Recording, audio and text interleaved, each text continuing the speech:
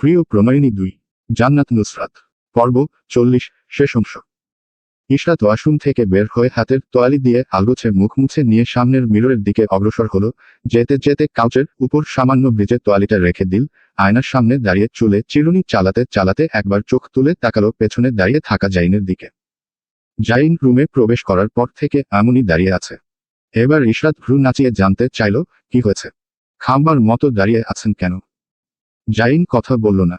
অবিচল দৃষ্টির সামনে স্তম্ভিত রেখে এক পা দুপা করে এগিয়ে ইসরাতের সন্নিকটে দাঁড়ালো। সম্মুখে প্রশ্নাত্মক চেহারা নিয়ে দাঁড়ানো ইসরাতের কথার উত্তর না দিয়ে আলগোছে বাহু ধরে ওপাশ ফিরিয়ে দিল। গম্ভীর মুখে তখন নমনীয়তা দোলা দিচ্ছে। ব্রাশ করে রাখা চুলগুলো পিঠের উপর থেকে আলগোছে সরিয়ে দিয়ে সামনে সেট করে রাখল। মেয়েলি হার হতে চোখ তুলে সামনের দর্পণে তাকাতেই প্রতিবিম্বের সাথে চোখাচোখি হলো। পকেট হাতরে বুশো ব্র্যান্ডের পেন্ডেন্ট বের করলো জাইন। তা ধীরে ধীরে মেয়েলি গলায় পরিয়ে দিয়ে লৌহসুরে উচ্চারণ করল, this pendant is made for you রে। কথা শেষে ইসরাতের চুলের ভাঁজের শব্দ করে চুমু খেল। ইশরাত এতক্ষণ যাবৎ গলায় ঝুলানো হোয়াইট ডায়মন্ডের পেন্ডেন্টটা দেখছিল। জাইনের কথায় সামান্য নড়ে উঠল সে। চোখ তুলে তাকাতেই আবারও চোখাচোখি হলো। জাইন ইসরাতের বাহু ধরে নিজের দিকে ফিরাতে ফিরাতে চমৎকার হাসল। সুথাল, ভালো লেগেছে। ইশরাত মুখ ফুটে কিছু শব্দ ব্যয় করার আগেই জাইন বলে ওঠল, ভালো না লাগলেই কোনো কিছু করার নেই, আপনাকে আমার চিহ্ন বয়ে বেড়াতে হবে। এটা আপনি আমার তার প্রমাণ বহন করবে। জাইন ঝুঁকে ইসরাতের কপালে চুমু খেতে যাবে, ইশরাত দু পা পিছিয়ে গেল। আকস্মিক বাধা দেওয়ার কারণ জাইন খুঁজে পেল না। কপালে সামান্য ভাঁজ ফেলে জানতে চাইল, সমস্যা কি? কথা শেষ করে এগিয়ে আসলো ইসরাতের সম্মুখে। দু হাতে বাহু চেপে ধরতে যাবে ইশরাত আবারও সরে গেল দূরে। জাইন এবার সামান্য বিরক্ত হলো। সুথাল, ইশরাত, সমস্যা কি বলবেন আমায়? ইশরাত ভ্রু যুগলের মাঝে ভাঁজ ফেলে বলে, আমাকে বলার সুযোগ দিলে তো আমি বলবো। জাইন বুকে আড়াড়ি হাত বেঁধে সুথাল, আমার স্পর্শ খারাপ লাগছে। ইশরাতের সহজ গলা, জি না। জাইন কপালের মধ্যিখানে ভাঁজ ফেলে গম্ভীর কণ্ঠে প্রশ্ন করল, অস্বস্তি হচ্ছে? ইশরাত এবারও না বোধক মাথা নাড়িয়ে বলল, জি না। বিরক্ত কণ্ঠে জাইন জানতে চাইল, তাহলে সমস্যা কি? ইশরাতের নিরুদ্বেগ কণ্ঠস্বর, আমার দেনমোহর আপনি এখনো আদায় করেননি। কথা শেষে মেয়েরই কোমল হাত বাড়িয়ে দিল পুরুষালী দেহের সম্মুখে। বলে ওঠল, দেনমোহর দিন। জাইন পকেট হাতাল, না কিছুই নেই। ইশরাতের দিকে তাকিয়ে অসহায় কণ্ঠে বলে ওঠল, আগামীকাল দেই। ইশরাত ঠোঁটের কোণে হাসি ফুটিয়ে বলল, এক্ষুনি চাই, দেনমোহর দিন, না হলে স্পর্শ করার অনুমতি দিব না। জাইন শ্বাস ফেলল ইশরাতের পানে দৃষ্টি নিবিষ্ট করে। বিরস কণ্ঠে বলল, দিচ্ছি দেনমোহর। ইশরাত ভ্রু উঁচিয়ে সুথাল, এখন টাকা কোথায় পাবেন আপনি? জাইন ইশরাতের দিকে তেরছা চোখে তাকিয়ে গম্ভীর কণ্ঠে বলে ওঠে, আমি তো ফতুর, টাকা পাবো কোথা থেকে? সঠিক আপনার কথা, সত্যি তো টাকা পাবো কোথা থেকে? জাইন গালে হাত দিয়ে মেকি ভাবনার ভান করল। ইশরাত জাইনের বাহুতে ঘুষি মেরে বলে ওঠল, নাটক কম করুন। জাইন ইশরাতের হাত মুঠিতে চেপে ধরে নাইটস্ট্যান্ডের দিকে পা বাড়াল। ড্রয়ার খুলে টাকার চেক বের করতে করতে সুথাল, কত টাকা দেনমোহর আপনার? ইশরাত হিসাব করল, করা শেষে বলে ওঠল, এভাবে ধরলে তো 10 লাখ, এর আগে বিয়ে করেছিলেন তখনও 10 লাখ ছিল, তাহলে এভাবে অভাবে 20 লাখ হয়। জাইন ইশরাতকে উল্টাপাল্টা হিসেব দিতে দেখে বলে ওঠে, এভাবে অভাবে ধরে যত টাকা হয় বলুন। এভাবে অভাবে ধরলে 20 লাখ টাকা হয়, আপনি চাইলে 30-40 লাখ টাকা দেনমোহর দিতেই পারেন। ইশরাত শেষের কথা এমনি বললেও জাইন তা সিরিয়াস হিসেবে নিল। মুখের কথা মাটিতে পড়ার পূর্বেই বল পয়েন্ট কলম দিয়ে ছোট ছোট অক্ষরে টাকার অ্যামাউন্টে বসিয়ে দিল 40 লাখ টাকা। নিজের সিগনেচার দেওয়া শেষে বাড়িয়ে দিল চেকখানা ইশরাতের দিকে, বলে ওঠল, দেখে নিন অ্যামাউন্ট ঠিক আছে কিনা। জাইনের বাড়ানো হাত থেকে চেক হাতে নিতেই ইশরাতের চোখ দুটো রসগোল্লার ন্যায় বড় বড় হয়ে গেল। বিমূঢ় নেত্র চেক থেকে তুলে সামনের ব্যক্তির দিকে স্থির করে বিস্ময়পূর্ণ কণ্ঠে জানতে চাইল, আপনি পাগল, 40 লাখ টাকা দিয়ে দিয়েছেন? জাইনের অবাক কণ্ঠস্বর, আপনি না বললেন 40 লক্ষ টাকা, তাহলে? জাইনের কথা কেটে দিয়ে ইশরাত বলল, তাই বলে 40 দিয়ে দিবেন? এসব ছাড়ুন, দেনমোহর আদায় করা শেষ, কাছে আসুন। ইশরাত ঠোঁট নাড়িয়ে দুটো শব্দ ব্যয় করার পূর্বেই জাইন ঝড়ের গতিতে কাছে চলে আসলো তার। ঠোঁটে আঙুল চেপে হিসহিসিয়ে বলে ওঠল, উহু, আর কোনো কথা নয়, দেনমোহর আদায় করা ফেলেছি, আর কোনো কথা শুনতে চাই না। পরের কয়েক সেকেন্ড কাটরো করে জাইন এক হাতে সুইচ টিপে বাতি অফ করল, অন্য হাতে কাছে টেনে নিল নিজের নতুন বধূকে। ইসরাতের পিঠ ঠেকলো গিয়ে তুলতুলে বিছানায়, চোখ তুলে তাকাতেই জানালা দিয়ে আসা পূর্ণিমার হলদেটে আলোয় চোখাচোখি হলো নিজের সান্নিধ্যে থাক জাইনের সাথে। জাইন এক হাতের আজলায় ইসরাতের গাল চেপে ধরে কপালে ঠোঁটের পরশ বোলাল, মৃদু সুরে কানের কাছে সুথাল। অস্বস্তি হচ্ছে। জাইন কথা শেষে ইসরাতের ঠোঁটের দিকে আগাতেই ইসরাত বাধা দিল। দ্বিধাযুক্ত নেত্র জাইনের পানে নিবিষ্ট করে বলে ওঠল, জাইন আমার ভয় লাগছে। জাইন হাসল, বলল, ভয় পাবেন কেন, আমি আছি তো আপনার সাথে। ইসরাত দু পাশে মাথা নাড়াল। জাইনকে বোঝাতে বলল, আমি আপনাকে ভয় পাচ্ছি। জাইনের শ্রবণে কথাটুকু ঢুকতেই থমকাল সে, বিমূর বিহবল কণ্ঠে সুথাল, কেন, আপনি আমায় ভয় পাচ্ছেন কেন ইসরাত? ইসরাত জাইনের দিকে তাকিয়ে শিথিল কণ্ঠে বলল, আমার সময় চাই। ইসরাতের ধারণা ছিল তার কথাটুকু শুনতাই জাইন দূরে সরে যাবে, রাগ করে চেঁচামেচি করবে। এমন অবস্থায় থাকলে যে কেউ করত, কিন্তু তাকে অবাক করে দিয়ে জাইনের নমনীয় হাসিস্বর রুমের চার দেয়ালে ঘুরে বেড়াল, পুরো কণ্ঠ ভেসে আসলো, হেঁটে বলতে এত ভয় পাচ্ছিলেন। ইসরাত দেখল গম্ভীর শুভ্র মুখের লোকটার হাসি তাকিয়ে থেকে, যার হাসির ধমকে চোখের নিচের চামটা কুঞ্চিত হয়েছে। শুভ্র চেহারার পুরুষালী গাল দুটো টকটকে হয়ে উঠছে সময়ের সাথে। জাইন সময় নিয়ে হাসল শব্দ তুলে, ধীরে ধীরে শব্দ কমে আসলেও ঠোঁটের কোণ থেকে হাসি রেশ কমল না। শব্দ করে ইসরাতের গালে চুমু খেল। ইসরাতের দেহ নিজের বুকের উপর টেনে নিয়ে চুলের ভাঁজে খেল শব্দ করে আরেকটা চুমু। ইসরাত জাইনের বাহুবন্ধনীর ভেতর থেকে মাথা তুলে সুথাল, রাগ করেছেন? ইসরাতের প্রশ্নের বিপরীতে জাইন প্রশ্ন করল, আপনার কি মনে হয়? ইসরাত সহজ কণ্ঠে বলে, আপাত দৃষ্টিতে দেখলে মনে হয় রাগ করেননি, কিন্তু একটু ভেতরে গিয়ে খোঁচালে হয়তো জানা যাবে রাগ করেছেন নাকি না। ইসরাতের কথায় আবারও হাসল জাইন। ইসরাত বিগলিত গলায় আবার বলল, আপনার জায়গায় অন্য কেউ থাকলে রাগ করত। জাইন এতে সামান্য নারাজ হলো। নিজের ভেতর নারাজি চেপে রেখে বলে ওঠল, আমার জায়গায় অন্য কেউ বলতে কি বোঝাতে চাচ্ছেন আপনি? ইসরাত চোখা দৃষ্টি জাইনের দিকে নিবন্ধ করে বলে, সামান্য এই কথায় পুড়ছেন ব্রো, নট বেড। পিনপতন নীরবতা। গোল চক্রাকারে বসা পরপর চারটে মানুষের ঘন ঘন নিঃশ্বাসের শব্দ শোনা যাচ্ছে বদ্ধ কামরায়। মাঝখানে রাখা মোমের আলোয় দেখা গেল নুসরাত এক হাতে নিজের গাল চেপে ধরে বসে আছে থম মেরে। ইরহাম, আহান, মম একইভাবে সবাই থমকানো নয়নে নুসরাতের দিকে দৃষ্টি দিয়ে তাকিয়ে আছে। সকলেরই মুখে অবাক তার লালিমা পরিলক্ষিত। কেউই আন্দাজ করেনি এমন কিছু হবে, হুট করে কি থেকে কি হয়ে গেল। নুসরাত গুনে গুনে গত আধ ঘন্টা যাবৎ গালে এক হাত রেখে বসে আছে। মুখের ভাবগতি স্বাভাবিক, কিন্তু এক জায়গায় কখন থেকে বসে থাকাটা অস্বাভাবিক ঠেকেছে সকলের নিকট। দমকা হাওয়া জানালা বেয়ে রুমে প্রবেশ করতেই নুসরাত নড়েচড়ে উঠল। একই জায়গায় গাটি গেড়ে বসার তখন সময় ছিল 30 মিনিট 48 সেকেন্ড। হঠাৎ করে চোখ মুখ অন্ধকার করে অস্পষ্ট স্বরে আওড়াল, ওই খবিশ আরশ চুমু খেয়ে নিয়েছে আমাকে। শালা লম্পট, বদমাস, ইতর, অসভ্য, কুত্তা, পাটা। ইরহাম নুসরাতের অস্পষ্টে স্বরে উচ্চারণ করা গালিগুলো খুব সহজে বুঝে নিল। রুমের মেঝেতে রাখা মোমবাতি হাতে নিতে যাবেই, তার পূর্বে অন্য একটা হাত এসে মোমবাতি নিজের হাতে তুলে নিল। খোলা জানালার কপাট বেয়ে তখন সনসন বাতাস বইছে, রাতের অন্তিম প্রহরের ঠান্ডা হিম শীতল করা হাওয়া।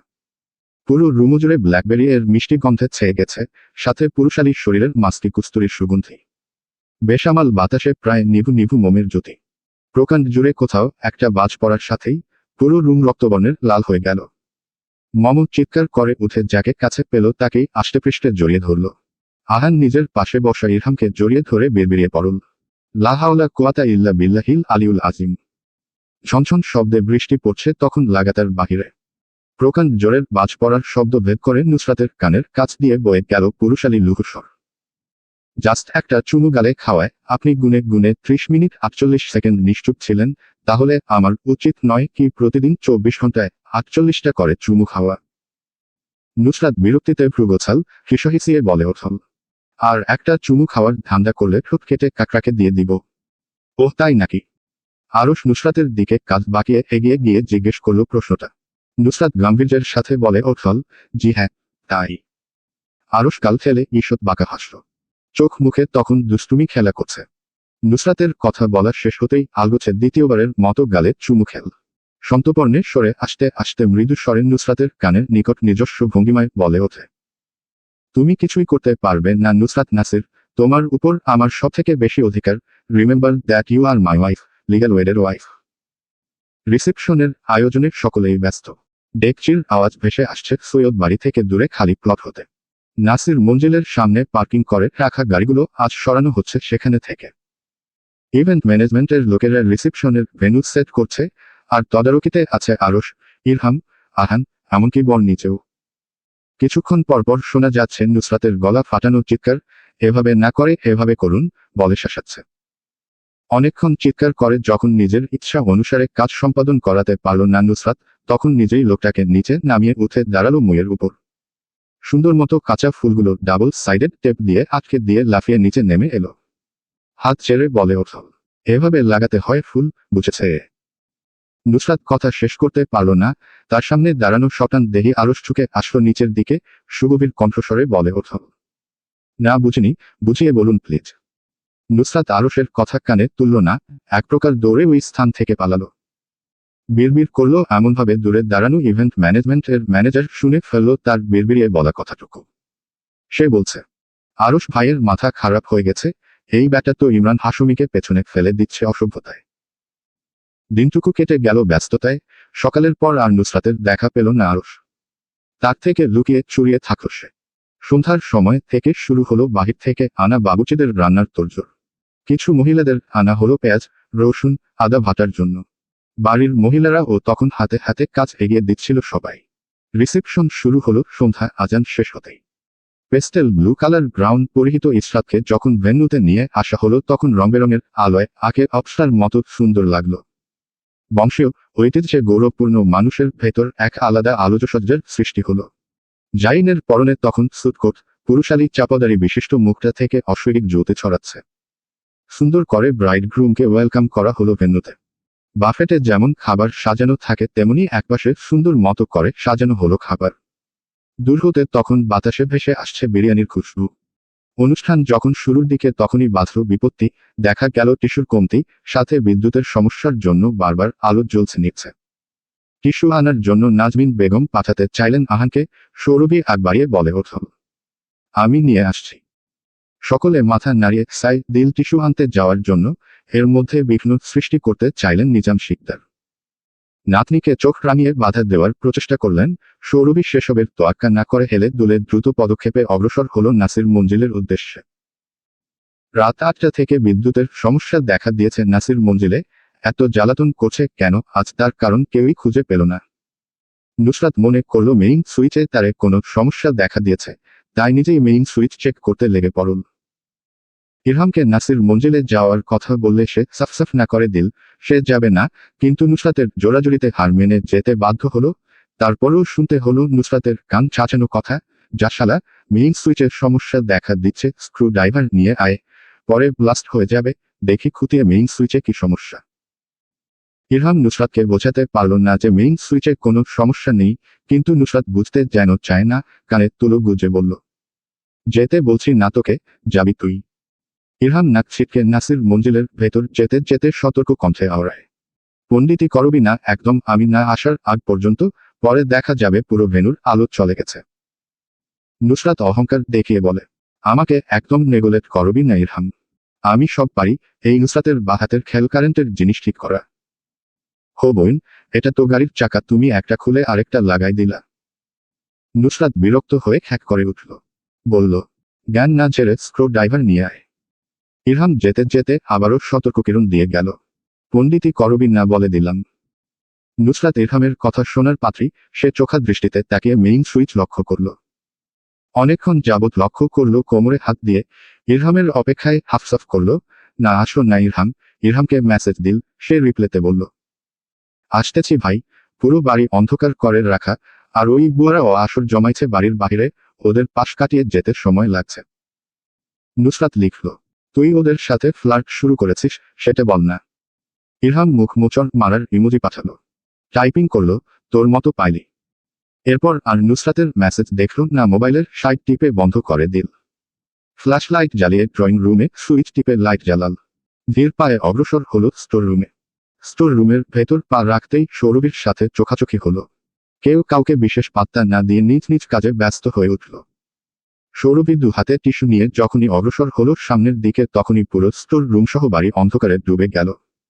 হঠাৎ এমন আলো নিভে যাওয়া অবাক হলো স্টোর রুমে অবস্থানরত সৌরভী। ইরহাম দুহাতে চুলের মুঠি টেনে ধরে বিড়বিড়িয়ে আওড়াল, ও আল্লাহ, আমাকে ধৈর্য দাও। ফ্ল্যাশলাইট জ্বালিয়ে দরজার সামনে ইরহাম এগিয়ে যেতেই দেখল দরজা বাহির থেকে আটকানো। হালকা হাতে দরজায় চাপড় মেরে উচালো স্বরে চেঁচিয়ে উঠল, এই দরজা খোলো, বাহিরে কে? ভেতরে আমি আছি। ইরহামের চিৎকারের আওয়াজ শুনে সৌরভীর পদক্ষেপ দ্রুত হলো, জিজ্ঞেস করল বিরক্তি নিয়ে, হয়েছে কি তোমার? চেঁচাচ্ছ কেন? ইরহামের কুঞ্চিত করে রাখা চেহারার দিকে তাকিয়ে থমকে গেল সৌরভী। পুরুষালী গম্ভীর মুখখানা অবলোকন করতেই ঠোঁটগুলো থেমে গেল আপনা আপনি। ইরহামের ধরে রাখা মোবাইলের ফ্ল্যাশলাইট অনুসরণ করে সামনে তাকাতেই সৌরভী নিজেও চিৎকার দিয়ে উঠল। অবাক সুরে সুথাল, দরজা বন্ধ করল কে? মেয়েটার এমন প্রশ্নে ইরহাম নিজের নাক উঁচুতে তুলে তিক্ত কণ্ঠে চেঁচিয়ে উঠল, আমি করেছি বন্ধ। কিন্তু তুমি তো ভেতরে, বাহির থেকে বন্ধ করলে কি করে? সৌরভী কথাটা বলেই জিভ কাটল। মেয়েটি হাসি ঠোঁটে ঝুলিয়ে চোখ তুলে স্বাভাবিক হাসার চেষ্টা করল, হলো না। ইরহাম দেখল না সেসব, একে তোর রুমে ভ্যাপসা গন্ধ, সাথে গায়ে পরিহিত কাপড়ের জন্য তরতর করে ঘামছে শরীর। এই মুহূর্তে এই বদ্ধ রুম থেকে বের হওয়াই তার মেইন ফোকাস। মোবাইলটা সৌরভীর দিকে বাড়িয়ে দিয়ে বলে, এটা নাও, দরজার দিকে ধরো। সৌরভীর হাতে মোবাইল ধরিয়ে দিয়ে নিজের বাহুর সাহায্যে ধাক্কা দিল দরজায়। ধাক্কার জোরে দরজা সামান্য পরিমাণ নড়ল না। সৌরভী নিজের গলা উঁচিয়ে চেঁচাল, ওপাশে কেউ আছেন, আমরা ভেতরে আটকে গেছি, প্লিজ দরজা খুলুন। ইরহাম কর্মর করে বলে ওঠল, চুপ, একদম চুপ, চেঁচাচ্ছ কেন? সৌরভী অবাক কণ্ঠে বলে, তো চেঁচাব না, না হলে বের হব কিভাবে? হ্যাঁ, তোমার তো দাদি আম্মা বাহিরে বসে, উল্টোপাল্টা বলবে না তার কি ঠিক আছে? ইরহামের কথার ভাবার্থ যখন বুঝল সৌরভী তখন জিহ্বায় কামড় দিল। মাথা নাড়াল উপর নিচ, সে বুঝেছে বলে। জিজ্ঞেস করল, এখন কি করব তাহলে? এখান থেকে বের হওয়ার উপায়? নুসরাতকে কল দাও, বলো এসে দরজা খুলে দিতে। ইরহামের কথা শেষ হতেই সৌরভী মোবাইল অন করে ফোন দিতে যাবে, স্ক্রিনে গ্রিন লাইন এসে মোবাইল বন্ধ হয়ে গেল। ইরহাম বন্ধ দরজায় ধাক্কা দিতে বিড়বিড় করল, সাওয়ার সব বিপদ আজ হওয়ার ছিল। অন্ধকার ভেন্যুতে চাপা হই হল্লোড়। চারিদিকে মানুষের কথা, চাপা গুঞ্জন। নাসির সাহেব জেনারেটর চালু করার কথা বলতেই একজন বলে ওঠল, মেইন সুইচ কেউ বন্ধ করে দিয়েছে চেঁচা। গলাটা আরমান শিকদারের। মাহাদি নিজের মোবাইলের ফ্ল্যাশলাইট জ্বালাতেই শাহেদ খান এসে তার পাশে দাঁড়ালেন। কারোর সংস্পর্শ নিজের কাছে উপলব্ধি করতেই হার বাঁকায় মাহাদি। বাবাকে পাশে দাঁড়াতে দেখে মৃদু হাসির প্রচেষ্টা করল। পরপর আবার বাবার হাত পিঠে অনুভূত হতেই ভ্রু উঁচিয়ে সুথাল, কি হয়েছে পাপা? শাহেদ খানের চোখে নমনীয়তা থাকলেও কণ্ঠস্বরে রুক্ষতা। নিজের বাড়িতে যাবে না? মাহাদি আমতা আমতা করে বলল, হ্যাঁ যাব তো। কবে? পরপর কঠিন স্বরে ছেলেকে শুধালেন শাহেদ খান। পিঠে তখনও স্নেহের হাত। মাহাদি মাথা নিচের দিকে সামান্য ঝুঁকিয়ে নিয়ে স্বীয় গম্ভীরতা বজায় রাখে। অস্পষ্ট স্বরে উচ্চারণ করে, শীঘ্রই। মাহাদির কথা শেষ হতেই শাহেদ খান জিজ্ঞেস করলেন, শীঘ্রই কবে? এই বাড়িতে গাঁটি গেড়েছ নাকি? গত মাস খানেক এখানে থাকছ, এখনো ইচ্ছে শেষ হয়নি? নাকি এই বাড়ির কোনো মেয়েকে বিয়ে করে ঘর জামাই হওয়ার ইচ্ছে পোষণ করেছ? মাহাদি আহসান বাবার রসিকতা হকচকাল। লজ্জা পেয়ে বাবার কথার বিপরীতে মৃদু স্বরে উত্তর দিল, যাব তো বলেছি। ভদ্রলোক আর মাহাদির কথা শেষ হতেই অনিকা এসে দাঁড়ালো তাদের পাশে। দুহাতে বাবার গলা জড়িয়ে ধরে বাবার কথায় ঘি ঢালতে ঢালতে বলল, মম মেয়েটার সাথে বিয়ে দিতে পারো, মেয়েটা ভীষণ ভদ্র, দেখতে ও কেমন নাদুস নুদুস। আমি তো কয়েকবার দেখলাম উন্দা বিড়ালের মতো মাহাদি আরে আরে ওই মেয়েকে দেখে। কথা শেষে শুভ্র গায়ের রমণী হেসে উঠল ঠোঁট চেপে। মাহাদি চোখ রাঙাল, শক্ত কণ্ঠে বোনের নাম উচ্চারণ করল, অনিকা। মাহাদিকে রাগ করতে দেখে শাহেদ খান হেসে উঠলেন। দুজনেই টিপ্পনি কেটে সুথাল, এই বাড়ির জামাই হওয়ার ইচ্ছে আছে নাকি মাহাদি? শাহেদ খান পরপর ঈষৎ ভ্রু উঁচিয়ে ছেলের কাছে বললেন, বয়স তো অনেক হয়েছে, কথা বলবো নাকি হেলালের সাথে? তোমাকে কি ওর ভাগ্নি দিবে? মাহাদি জোরালো শব্দে কিছু বলতে নিবে অনিকা কেটে দিয়ে বলে ওঠল, দেখো ডেড কিছুই বলতে পারছেন না ও লজ্জায়। মাহাদি নিজেও চায় মেয়েটাকে বিয়ে করতে। বিশেষ প্রয়োজন ছাড়া স্টোর রুমে প্রবেশ করেন না নাসির মঞ্জিলে থাকা কোনো সদস্য, তাই এর রুমের জানালা ও সোচারা খোলা হয় না, বদ্ধ পরিত্যক্ত রুম হিসেবে পড়ে থাকে। বদ্ধ কপাটের আড়ালে থাকা ঠেসে রাখা জিনিসের ভারে হাঁটার পথটুকুও ভীষণ সংকীর্ণ। ব্যবসা গন্ধে রুমটায় টিকে থাকা মুশকিল। ইরহাম রুমাল মুখে চাপার জন্য বের করেছিল, কিন্তু গুটগুটে অন্ধকারের প্রভাবে হাত ফুসকে মেঝেতে পড়ে গেছে তা কবেই। এখন পেট ঠেলে বমির উদ্রেক হচ্ছে, যে কোনো সময় বমি হয়ে যাবে ভাব। এতক্ষণ ফ্ল্যাশ লাইটের আলোয় যতটুকু অন্ধকার নিভেছিল তার তুলনায় এখন দ্বিগুণ আধারে ডুবে আছে রুমটা। মাকড়সার সাদা বুনো জাল সেটে আছে দেয়ালে। ভেতর বাহিরে তখন নিস্তব্ধতা জুড়ে রয়েছে। পেঁয়াজ রসুন এই রুমের মেঝেতে বিছিয়ে রাখায় তেলাপোকা হাঁটছে বলে মর্মরের শব্দ হচ্ছে। আকস্মিক অন্ধকারে গায়ে ধাক্কা লাগলো দুজনের অজান্তে, একসাথে চিৎকার দিয়ে ছিটকে দুদিকে সরে গেল তারা। মেয়েলি গলার মৃদু আর্তনাদ ভেসে বেড়াল কামরায়। সমস্যা কি তোমার ইরহাম? দরজায় ধাক্কা না দিয়ে আমাকে ধাক্কা দিচ্ছ কেন? তাছাড়া এতক্ষণ যাবৎ সামান্য দরজাটুকু তুমি ভাঙতে পারলে না? সৌরভী কথা ইরহামের শ্রবণান্দ্রিয় প্রবেশ করতেই চাতক করে জ্বলে উঠল। আমাকে তোমার কি পালোয়ান মনে হয় যে এক ধাক্কা মারবো আর দরজা ভেঙে ফেলবো? ইরহামের বিরক্তি ধরা কণ্ঠে কিছুটা দমে যায় সৌরভী। এক হাতে নাকে ওড়না চাপা দিতে গিয়ে মনে হলো ওড়না গায়ে নেই, খসে কোথাও পড়েছে। আলোবিহীন রুমে চোখ আশপাশ ঘোরাল, কিন্তু বুঝতে পারল না ওনা কোথায়। হঠাৎ পায়ের উপর দিয়ে শিরশির করে কিছু একটা যাওয়ার অনুভূতি হতেই ভয় কাট হয়ে গেল মেয়েলি মুখটা। শিরদাঁড়া বেয়ে শিরশির করে বয়ে গেল শীতল বাতাস। শুভ্র বর্ণের মুখটা পাংশুটে বর্ণের হয়ে উঠল নিমেষে। না চাইতেও বদ্ধ কামরায় সাপের ভয়ে বিকট এক চিৎকার করে ঢলে পড়ল মেঝেতে।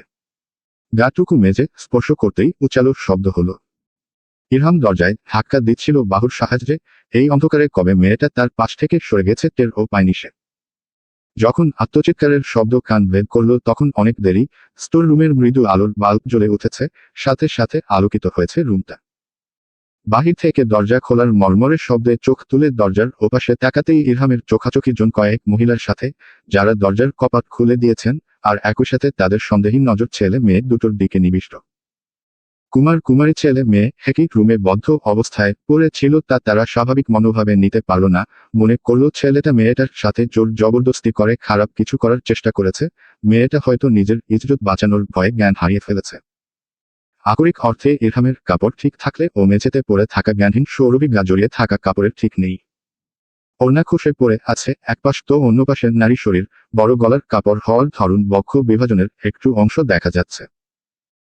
ইরহাম যতক্ষণে বুঝল ঘটনা খারাপ দিকে খড়াচ্ছে, এরা স্বাভাবিক একটা ঘটনাকে বিপত্নিক রূপ দিতে চলেছে, ততক্ষণে অনেক দেরি হয়ে গেছে। চারিদিকে হইহুল্লোড় বেঁধে গেল সেকেন্ডের ভেতর। চোখের পলক ফেলার আগেই পরিবর্তী ঘটনা ঘটল যে ইরহাম নিজের নামে সাফাইটুকু গাইতেও পারল না, বলতেও পারল না। এখানে খারাপ কিছুই ঘটেনি, সব স্বাভাবিক। বাতাসের গতিতে উড়ন্ত খবরগুলি গিয়ে পৌঁছালো সৈয়দ বাড়ির কর্তা ও নিজাম শিকদারের কানে। অবিশ্বাস্য নয়নে দুজনে কয়েক পল তাকিয়ে দ্রুত পায়ে রিসেপশনের ভেন্যু ফেলে ছুটলেন নাসির মঞ্জিলে। তাদের পিছু পিছু ছুটল পুরো পরিবারের মানুষজন। শুধু অজ্ঞাত থাকলো এ বিষয়ে দুটো মানুষ, যারা এই মুহূর্তে নিজেদের তুমুল ঝগড়ায় ব্যস্ত। নিজ নিজ কথার বানে থেকে অন্যকে ঝোঁকানোর বৃথা প্রচেষ্টায় রপ্ত। নুসরাতকে মেইন সুইচের সামনে দাঁড়িয়ে টানা হিচড় করতে দেখে আরশ অপ্রকৃতিস্থের ন্যায় হেঁকিয়ে উঠল পেছনে থেকে। গলার আওয়াজ ধারালো করে প্রশ্ন ছুড়ল, ওখানে কি করছো তুমি? মেইন সুইচের কাছে কি কাজ তোমার? নুসরাত নিজের মেয়েরই কপালে ভাঁজ ফেলে বলল, মেইন সুইচের সমস্যা দেখা দিয়েছে তাই আমি ঠিক করছিলাম। হ্যাঁ, ঠিক করার ধরন তো দেখতেছি, দেখেই বোঝা যাচ্ছে এখানে ঠিক করা হচ্ছে না, কুস্তিগিরি হচ্ছে। নুসরাত ভ্রু উঁচিয়ে শুধায়, অপমান করছেন? আরশ দম্ভের সহিত বলে, আমার এত সাহস তোমাকে অপমান করব? আরশের কথায় নুসরাত নাক ফোলাল, দুহাত বুকে বেঁধে শুধাল, কি চাই? আরশ বিড়বিড়িয়ে আওড়াল, তোমাকে। নুসরাতের কান পর্যন্ত কথাটুকু পৌঁছালো না।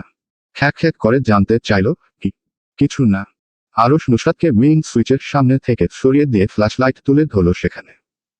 তীক্ষ্ণ চোখে পর্যবেক্ষণ শেষে সুইচ টিপে দিল, আর তাতে আবারও চারিদিক ঝকঝকে আলোয় ভরে উঠল। সুথাল, কোন অশিক্ষিত মেইন সুইচ বন্ধ করেছে? নুসরাত চোখ পাকিয়ে চেঁচিয়ে উঠল, একদম অশিক্ষিত বলবেন না তো। অশিক্ষিতকে অশিক্ষিত বলবো না? একটা মানুষ কতটা মাথা মোটা হলে রিসেপশনের অনুষ্ঠানের মধ্যে মেইন সুইচ বন্ধ করে দেয়? নুসরাত হাত তুলে তেড়ে আসলো আরশের দিকে। কর্মরিয়ে বলল, অশিক্ষিত হবে আপনার শ্বশুর। আমার শ্বশুর মশাই তো তোমার বাপ। নুসরাত থতমত খেয়ে গেল, জিভ কেটে বলে ওঠল, নিজেই অশিক্ষিত আর অন্যকে বলে অশিক্ষিত। আরশ কপালে ভাঁজ ফেলে শুধাল, তুমি এমন চাচ্ছ কেন? আমি তো তোমাকে অশিক্ষিত বলিনি, যে মেইন সুইচ অফ করেছে তাকে বলেছি। নুসরাত নিজের কণ্ঠে ধীরতা বজায় রেখে বলে ওঠল, তো যে কাউকে আপনি কেন অশিক্ষিত বলবেন? আপনাকে এ সাহস কে দিয়েছে? আরশ ভ্রু উঁচিয়ে বিদ্রুপ করল নুসরাতকে। নিষ্প্রাণ বলয় মেয়েরই নেত্রে স্থির করে হিসহিসিয়ে জানতে চাইল, তোমার এত ধরছে কেন? ওই অশিক্ষিতটা তো তুমি না। নুসরাত রাগে ফুঁসিয়ে উঠল। দু হাতে আরশের গলা চেপে ধরার জন্য পা বাড়িয়ে বলে ওঠে, হ্যাঁ, আমি বন্ধ করেছি তো। তো কি হয়েছে? আরশ শ্রাগ করল কাঁধ দিয়ে। নুসরাতের দিকে গ্রীবা বাঁকিয়ে সামান্য ঝুঁকে এসে শুধায়, হোয়াট আ কোইন্সিডেন্স, তার মানে ওই অশিক্ষিতটা তুমি? নুসরাত আরশের বারবার অশিক্ষিত বলা কথাটায় হ্যাপা সারের মতো হিসহিসিয়ে উঠল। দু হাত তুলে থাবা মারার জন্য তেরে আরশের দিকে এগিয়ে আসলো। দুজনের ভেতরের তিল পরিমাণ দূরত্ব মিটিয়ে দিয়ে চিৎকার করে বলে, আমি অশিক্ষিত না। পরপর বিড়বিড় করে আরশের শোনার মতো বলল, তুই নিজেই অশিক্ষিত গাধা একটা, পাটা কোথাকার, আমাকে বলিস আবার অশিক্ষিত, নিজেই ঠিক মতো স্বরবর্ণ পারিস না মনে হয়। আরশ নুসরাতের বানান করে করে বলা কথাগুলো বুঝল না। অবাক নেত্র নিবিষ্ট করে সুথাল। কি বললে তুমি? এভাবে বলছো কেন? Speak in Bangali, in an American accent, or in a British accent. Nusrat আরশের কথা কানেই তুলল না, খুশিতে গদগদ করে উঠল যখন সত্যি সত্যি দেখল আরশ স্বরবর্ণ পারে না। বাংলা সিনেমার মতো তার মনে মৃদু স্বরে গান বাজো, দোলা দিয়ে গেল হৃদয়। সামনে দাঁড়ানো স্তম্ভিত আশকে ভালো করে বাজানোর জন্য এবারও একই পন্থা অবলম্বন করল। তোরা তো অশিক্ষিত, খ খ পারিস না। মূর্খ, স্বরবর্ণ ব্যঞ্জনবর্ণ শিখার বয়সে প্রেম করলে তো এসবই হবে। খাসটা একটা। নুসরাত কথাগুলো বানান করে করে বলে শেষ করল। সামনে দাঁড়ানো আরশ নুসরাতের কথা কিছুরই বোধগম্য হলো না। সে বলল, স্পষ্ট শুদ্ধ বাংলায় বলো। আসছে আমার নবাবজাদা, উনার জন্য বাংলায় বলবো, বলবো না বাংলা, এই ভাষায় আমি কথা বলবো। আরশ চেঁচাল, নুসরাত তুমি ভালো কিছু বলছো না আমি জানি। তো জানলে কি হবে, আমি তো বলবো। আরশ খ্যাপাটে সারের মতো এগিয়ে এসে নুসরাতের দু বাহু চেপে ধরল। শক্ত কণ্ঠে বলল, বাংলায় বলো। অশিক্ষিত শিখিসনি কেন বাংলা? পারবো না বাংলা বলতে। আরশ রাগের চোখে মুখে সব অন্ধকার দেখল। কটমটিয়ে বলল, তুমি কি মনে করো আমি বাংলা শব্দের উচ্চারণ করতে পারি না? আমি সব জানি। নুসরাত ভ্রু উঁচিয়ে বাহবা দিল। আবারও বানান করে করে বলল, ভালো, খুব ভালো, চেঙ্গিস খানের বাচ্চা, অশিক্ষিত কোথাকার। তুই স্বরবর্ণ পারিস না, আমি কি করব? আজ থেকে তোর সাথে এভাবেই কথা বলবো, তাহলে আর তুই কিছুই বুঝবি না। নুসরাত কথা শেষ করে গদগদ করে উঠল।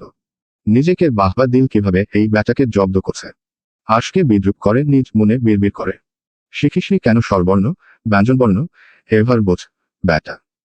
নুসরাত আর আরশের ঝগড়া ভেতরে দূর হতে দৌড়ে দৌড়ে আসলো আহান। চিৎকারের আওয়াজ অনেক জোরালো, বারবার উচ্চারণ করছে, সর্বনাশ হয়ে গেছে, সর্বনাশ। নুসরাত ঘাড় বাঁকিয়ে ওদিকে তাকাতে নিবে আরশ নুসরাতের দু বাহু ছেড়ে দিল। কটমট করে নুসরাতের না বোঝার মতো আওড়ায়, ভাফ ফাঙ্কুলো, নুসরাত নাসের। যার অর্থ দাঁড়ায় ফাক ইউ নুসরাত নাসের। নুসরাত চোখা দৃষ্টিতে তাকে প্রশ্নাতীত কণ্ঠে সুথাল, আপনি আমায় গালি দিয়েছেন? কি বলেছেন আপনি? সাহস থাকলে এভাবে বলুন। আরশ ভাব নিয়ে আড়াড়ি বুকে হাত বেঁধে দাঁড়ায়। নুসরাত দু হাত পেঁচিয়ে দাঁড়ানো আশকে টেনে নিজের দিকে ফিরিয়ে বলে, কি বলেছেন? কোন ভাষায় বলেছেন? সাহস থাকলে শুদ্ধ বাংলায় এভাবে বলুন। আরশ ঠোঁট উঁচিয়ে বিদ্রুপ করে হাসল। বলল, আমার সাহস কতটুকু তার আন্দাজ তোমার নেই মিসেস আমার। তো বলুন, শুদ্ধ বাংলায় বলুন। আরশ হাসল। নিচের দিকে ঝুঁকে এসে বলল, এত ডেসপারেট আমার মুখে কথাটা শোনার জন্য, তাহলে তোমার সন্তুষ্টির জন্য বলেই দিই। আরশ ভ্রু নাচাল। নুসরাত আগ্রহ প্রকাশ করতেই বাতাসে ভেসে আসলো গম্ভীর স্বর, ফাক ইউ নুসরাত নাসির। কথাটা শেষ হতেই নুসরাত নিজেও সমান জোরে বলে ওঠল, ফাক ইউ টু। আরশ আর কিছু বলবে আহান দুজনকে ঠেলে দূরে সরিয়ে দিল। দুজনের ঝগড়ায় বাধা দিয়ে বলে ওঠল, আপু সর্বনাশ হয়ে গেছে। আহান জিরিয়ে নিল সামান্য কথাটুকু বলে। হাঁপিয়ে উঠেছে এতটুকু দূরে আসতে গিয়ে নুসরাত চোখা চোখে চেয়ে সুথাল, কি সর্বনাশ? আরশ নিজেও আহানের দিকে তাকিয়ে আছে প্রশ্নের উত্তরের আশায়। আহান জোরে জোরে শ্বাস ফেলল। বুকের কম্পনে স্বাস্থ্য বিশিষ্ট শরীর নছে। দুজনের অবাক চোখের অবাকতা বাড়িয়ে দিতে আহানের স্বর শ্রবণ ইন্দ্রিয় প্রবেশ করল। ইরহাম ভাই আর সৌরভী আপু কট। নুসরাত আর আরশ দুদিকে ছিটকে সরে এবার একই সাথে কান ফাটানো শব্দে দুজনেই চেঁচিয়ে উঠল, কি চলবে?